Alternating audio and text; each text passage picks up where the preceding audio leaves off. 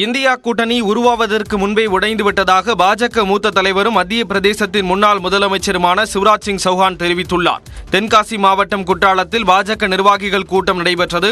இதில் பங்கேற்ற பின் செய்தியாளர்களை சந்தித்த சிவராஜ் சிங் சௌஹான், தமிழ்நாட்டில் சனாதனத்தை பற்றி உதயநிதி ஸ்டாலின் பேசியதால் இந்தியா கூட்டணிக்கு பின்னடைவு ஏற்பட்டுள்ளதாக கூறினார்.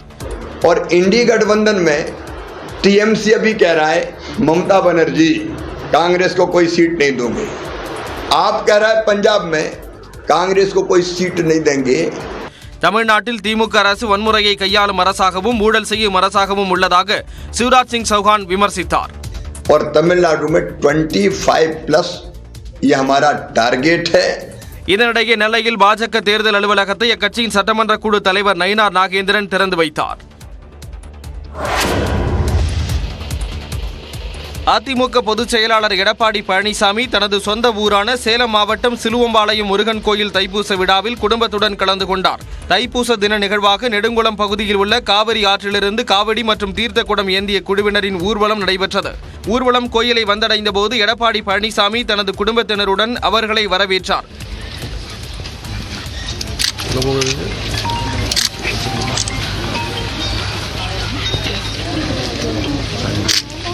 அதனையடுத்து எடப்பாடி பழனிசாமிக்கு பரிவட்டம் கட்டி மேலதாளங்களுடன் கோயிலுக்கு அழைத்துச் செல்லப்பட்டார். முருகனுக்கு காவிரி நீர் மற்றும் இளநீர் அபிஷேகம் நடத்தப்பட்டு சிறப்பு அலங்காரம் செய்யப்பட்டது. அதனைத் தொடர்ந்து எடப்பாடி பழனிசாமி குடும்பத்தினருடன் முருகன் கோயிலில் வழிபட்டார்.